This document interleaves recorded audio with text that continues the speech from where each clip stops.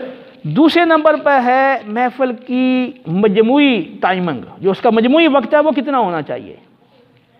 کیونکہ ابتدا انتہا تو بتائیں لیکن اس کا کل وقت کتنا ہونا چاہیے، اس کے بارے میں بھی تو شریعت ہماری رہنمائی کرتی ہے نا۔ تو اگر ہم اس کو دیکھیں قرآن و سنت کی روشنی میں، تو اللہ رب العالمین نے اپنے بندوں کو جن احکام کا مکلف بنایا ہے اور جو احکام کرنے کے لیے فرمائے ہیں، اس میں اللہ رب العالمین نے آسانی کا پہلو غالب رکھا ہے۔ بیمار ہے، مسافر ہے، روزہ نہیں رکھ سکتا، اللہ نے فرمایا یرید اللہ بکم الیسر ولا یرید بکم العسر، اللہ تمہارے ساتھ آسانی کا ارادہ کرتا ہے، تنگی کا ارادہ نہیں فرماتا، لہذا اللہ نے رخصت دے دی ہے حالت مرض میں، حالت سفر میں آپ روزہ چھوڑ دیں اور آپ اگلے وقت میں اور اگلے دنوں میں آپ روزہ وہ مکمل کر لیں، یعنی ماہ رمضان کے بعد اس روزے کی قضا کر لیں۔ اسی طرح اللہ رب العالمین نے سفر کے اندر نماز قصر کی رخصت دی ہے، تو نماز قصر پڑھ لیں، اور ہمارے لیے یہ ہے کہ قصر پڑھنا ضروری ہے کیونکہ عظیمت ہے۔ اسی طرح کئی احکام اللہ رب العالمین نے اپنے بندوں کے لیے آسانی پیدا فرمائی، اور ہمیں حکم بھی دیا گیا، بخاری کی روایت ہے یسروا ولا تعسروا،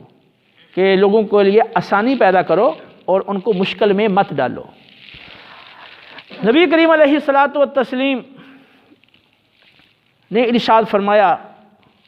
کہ جب تک طبیعت میں نشاط ہو اس وقت تک قرآن پاک پڑھو، اور جب تھک جاؤ اکتا جاؤ تو اب قرآن پاک موقوف کر دو، یہ بخاری مسلم کی روایت ہے۔ تو اس کے لیے ظاہر سی بات ہے کہ آپ اتنی دیر عبادت کریں کہ جتنی دیر طبیعت میں نشاط ہے، تو اس کے لیے ایک مناسب وقت ہوگا تو آپ اتنی دیر وہ نشاط کے ساتھ رہ سکیں گے۔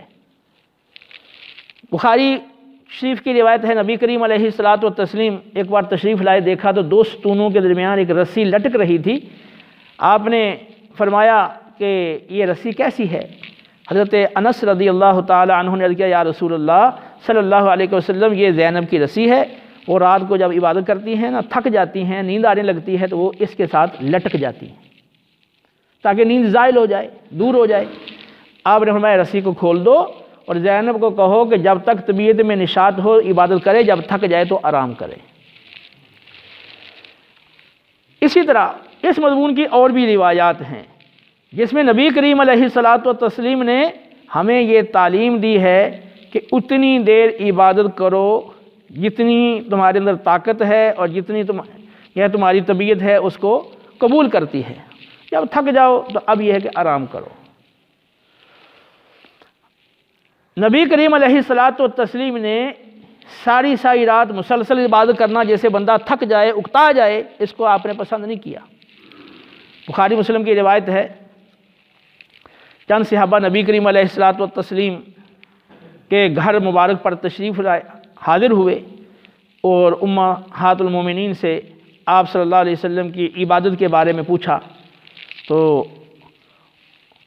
انہوں نے بتایا کہ نبی کریم علیہ الصلاۃ والتسلیم رات کو آرام بھی فرماتے ہیں اور قیام بھی فرماتے ہیں، روزہ رکھتے بھی ہیں اور روزہ چھوڑتے بھی ہیں۔ انہوں نے اپنے طور پر یہ سمجھا کہ یہ تو تھوڑی عبادت ہے، کہنے لگے نبی کریم علیہ السلام کی تو شان بڑی بلند ہے، اللہ رب العالمین نے سورۃ الفتح کی ابتدائی آیات آپ کی شان میں نازل فرمائی ہیں، ہم تو گناہ گار ہیں، ہمیں تو زیادہ عبادت کرنی چاہیے۔ تو ایک نے کہا کہ میں ساری رات قیام کروں گا، سوؤں گا نہیں، آرام نہیں کروں گا۔ دوسرے نے کہا میں مسلسل روزہ رکھوں گا، ناگا نہیں کروں گا۔ تیسرے نے کہا میں شادی نہیں کروں گا تاکہ مجھے عبادت کے لیے زیادہ وقت ملے۔ تو نبی کریم علیہ السلام تشریف لائے، فرمایا میں نے تمہاری گفتگو سنی۔ فرمایا تم یہ کہہ رہے تھے؟ فرمایا میں روزہ رکھتا بھی ہوں، روزہ چھوڑتا بھی ہوں، رات کو آرام بھی کرتا ہوں اور قیام بھی کرتا ہوں، اور میں نے شادیاں بھی کی ہیں۔ تو میرا تو سنت طریقہ یہ ہے، فمر راغب عن سنتی فلیس منی، فرمایا جو اگر میرے طریقے سے اراد کرے گا، میرے طریقے سے ہٹے گا تو وہ مجھ سے نہیں ہے۔ تو اب بتائیں کہ ایک صحابی ہے وہ ساری رات عبادت کرنا چاہتا ہے، لیکن نبی کریم علیہ السلام فرمانے کہ یہ میرا طریقہ نہیں ہے، فمر راغب عن سنتی فلیس منی، میرے طریقے سے اگر اراد کرو گے تو پھر مجھ سے نہیں ہو۔ ایک مسلسل روزہ رکھنا چاہتا ہے، آپ نے منع کر دیا، فرمایا یہ میرا طریقہ نہیں۔ ایک چاہتا ہے کہ میں شادی نہ کروں، میں جا کے زیادہ عبادت کر سکوں، آپ نے فرمایا کہ نہیں، یہ میرا طریقہ نہیں ہے۔ تو نبی کریم علیہ السلام کے طریقہ مبارکہ میں اور آپ کی سیرت میں اور آپ کے عمل میں کمال درجے کا اعتدال ہے، کمال درجے کی میانہ روی ہے، اور خیر الامور اوسطھا، اور درمیانہ راستہ، درمیانی چال وہ بہتر ہے، نہ وہ کمی ہو نہ زیادتی ہو، اعتدال۔ تو نبی کریم علیہ السلام کی پوری سیرت جو ہے وہ اعتدال کی مظہر ہے۔ تو شریعت کا تقاضا یہ ہے کہ ہر معاملے میں اعتدال کو اختیار کیا جائے، یہاں تک کہ عبادت کے اندر بھی اعتدال شریعت پسند کرتی ہے۔ تو آپ بھی جانتے ہیں کہ آپ بھی محافل، آپ نے اتنا عرصہ ہوا آپ اٹینڈ کرتے آ رہے ہیں، تو کیا آپ محسوس نہیں کرتے ہیں کہ آپ محفل میں بیٹھے ہیں، آپ بالکل تھک گئے ہیں، محفل بہت لمبی ہو گئی ہے، آپ اکتا گئے ہیں، آپ کو نیند آنے لگ گئی ہے، اور پھر آپ کو یہ پریشانی لگ گئی کہ صبح میں نے یہاں وہ اٹھنا ہے، یا نماز کے لیے مشکل ہو جائے گی، فلاں جگہ جانا ہے، مجھے مشکل ہو جائے گی، نیند پوری نہیں ہوگی، اس طرح کی پریشانیاں لاحق ہوتی ہیں۔ اور افسوس کا مقام یہ ہے کہ بعض اوقات نماز دن کے اوقات میں، یعنی محفل ہو رہی ہے، دن کے اوقات میں نماز چلی جاتی ہے کہ محفل جاری ہے، عصر کا وقت آ گیا ہے، عصر نہیں پڑھی، بس پڑھ لیں گے، سورج ڈوبنے کے قریب چلا گیا یا ڈوب گیا، اور نماز عصر بعضوں کی رہ گئی، فوت ہو گئی۔ یہ میرا اپنا مشاہدہ بھی ہے، اور بارہا ایسے لوگوں سے جو محفلیں اٹینڈ کرتے ہیں ان سے سنا بھی ہے کہ اس میں یہاں لیٹ کر دیتے ہیں نماز کو، اور بعض اوقات یہ مکروہ وقت آ گیا اور بعض اوقات وقت ہی نکل گیا۔ اور اسی طرح جو ہماری فجر کی نماز کا مسئلہ ہے وہ تو ہمارے اکثر رات کے پروگراموں میں رہتا ہی ہے، جو لمبی محافل ہوتی ہیں اس میں وہ جو محافل کرنے والے ہیں وہ بھی جا کے سو جاتے ہیں، اور سامعین بھی سو جاتے ہیں، کچھ ہے وہ جو ہے نماز پڑھ لیتے ہیں، باقی کی جو ہے نا نماز نکل گئی اور بعضوں کی جماعت نکل جاتی ہے۔ میں ان کی بات کر رہا ہوں جو نماز پڑھتے ہیں باقاعدہ، ان کی نماز نکل جاتی ہے، بعض اوقات جماعت نکل جاتی ہے۔ جو پڑھتے نہیں ان کو تو فکر ہی کوئی نہیں ہے، وہ تو اس میں درجہ اولیٰ نہیں پڑھیں گے، جیسے نا وہ دیر سے سوئیں گے۔ تو جب ہم وہ ٹائمنگ زیادہ رکھیں گے تو وہ شریعت کے تقاضے سے وہ ہٹ کر ہے۔ تو جب وہ تھک گئے ہیں تو ظاہر سی بات ہے کہ اب آپ کا ذہن کیا قبول کرے گا، کیا سمجھیں گے آپ، اور اس میں ہو سکتا ہے کہ جب ذہن تھک گیا ہے، نیند آ رہی ہے، اب جو آپ کو درس دیا جا رہا ہے، جب بات سمجھائی جا رہی ہے، آپ کچھ کا کچھ سمجھیں اور بعد میں آپ لوگوں کو کچھ کا کچھ بتاتے رہیں، ظاہر سی بات ہے نا، غلط فہمی پیدا ہو جائے گی اس سے۔ تو اس کی ٹائمنگ جو ہے نا وہ مناسب ہونا ضروری ہے، اور اس کے لیے پھر آپ کو یہ پابندی کرنی پڑے گی کہ آپ تلاوت قرآن پاک اور نعت شریف اور بیان، ان تینوں باتوں میں آپ اس بات کا خیال رکھیں کہ تلاوت قرآن پاک جو ہے نا وہ مختصر ہو، کیونکہ جو بیان کرنے والا شخص ہے اس نے خود قرآن پاک آپ کو مختلف جگہوں سے پڑھ کے سنانا ہے، اور اس کا فائدہ آپ کو زیادہ اس لیے ہے کہ اس نے اس کے معنی مفاہیم بھی آپ کو بیان کرنے ہیں، اور یہ آپ کے لیے زیادہ فائدہ مند ہے۔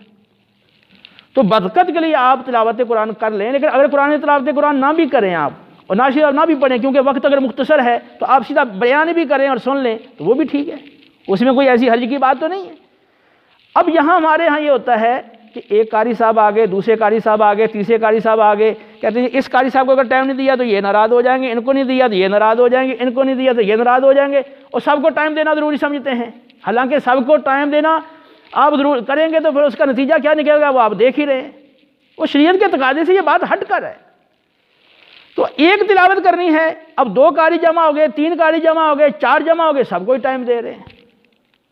تو آپ پہلے تو سوچیں نا کہ آپ کا مقصد کیا ہے، آپ نے جو محفل منعقد کی تھی آپ کا مقصود کیا تھا؟ کیا آپ کا مقصود صرف ایسا بھی آپ تلاوت سننا چاہتے تھے؟ صرف عمومی طور پر تو مقصود یہی ہوتا ہے نا کہ ہم کچھ دین سیکھیں، کوئی معلومات دین کی حاصل کریں، وہ قرآن و سنت کا ہم سے کیا تقاضا ہے اور ہمارے اندر کیا کمی کوتاہی ہے جو ہمیں دور کرنی چاہیے، اور ہمارے اندر کوئی فکر پیدا ہو، احساس پیدا ہو، اور اپنی زندگی کو ہم بدلیں۔ اکثر مقصد تو یہی ہوتا ہے، عقائد کی بھی اصلاح ہو، اعمال کی بھی اصلاح ہو، دونوں کی اصلاح جو ہے وہ مقصود ہے۔ تو اب اسے وہ جو آپ اتنا لمبا کر دیں گے تو اتنا وقت کم ہو جائے گا، اتنے لوگوں میں اکتانا شروع کر دیں گے، اور اسے پھر جو اصل آپ کا مقصود تھا بیان، ظاہر سی بات ہے اس میں کمی آ جائے گی، کمزوری آ جائے گی اس میں۔ اور آپ جانتے ہیں کہ ہمارے ہاں یہ ہوتا ہے کہ بالکل یا نا وہ واعظ کو یا عالم کو بہت آخر میں ٹائم دیتے ہیں، جب لوگ بالکل تھک جائیں، کچھ لوگ اٹھ کر چلے جائیں، کچھ جانے کے لیے بالکل تیار بیٹھے ہوں، اور یا کچھ اونگ رہے ہوں، کسی کو نیند آ رہی ہو، تو اب وہ لوگ چاہیں کہ بس کریں، اب وہ اس لیے بیٹھے ہیں ابھی لنگر کھا کر جانا ہے، کیونکہ برکت ہے نا، برکت والا لنگر، تو وہ کھانا بھی ضروری ہے، تو وہ کچھ اس لیے بیچارے بیٹھے رہتے ہیں۔ تو اس حوالے سے یہ ضروری ہے کہ ایک تلاوت، ہاں اگر کوئی ایسا موقع ہے، کوئی ایسا لمبا وقت ہے، یا آپ نے محفل حسن قرات رکھی ہے تو وہ ٹھیک ہے، آپ کرتے رہیں تلاوت، لیکن جہاں آپ نے مقصود اصل یہ ہے وہ دین سیکھنا ہے، تو وہاں پھر مختصر تلاوت ہونی چاہیے، اور تلاوت وہ بندہ کرے جس کے تلفظات درست ہوں۔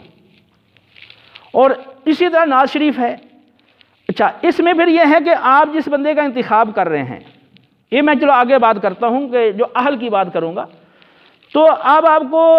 تلاوت شریف کا جو وقت ہے وہ بھی مخصوص کرنا پڑے گا، نعت کے لیے وقت مخصوص کرنا پڑے گا۔ یہ نہیں کہ 10 نعت خواں ہوں گے تو سب کو ٹائم دینا ضروری ہے،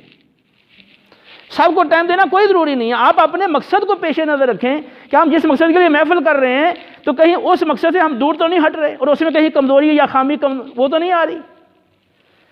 تو اس لیے اس طرح نہ کریں، ایک تلاوت ہو، ایک نعت شریف ہو، اور جتنا ٹائمنگ ہے اس ٹائم کے لحاظ سے اس کو پہلے بتا دیا جائے بھی اتنی تلاوت کرے اور اتنی نعت شریف پڑھے، اس کے بعد جو ہے نا وہ بیان شروع ہو جائے۔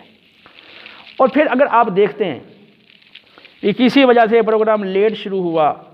اور آپ جان رہے ہیں کہ اب لوگوں کو جو وقت دیا ہوا تھا اس پہ ہم پورا نہیں اتر سکے، تو آپ کوشش کریں نا، اب اس کو سمیٹنے کی کوشش کریں بھی آپ، تاکہ اس کو جلدی اختتام پذیر ہو جائے۔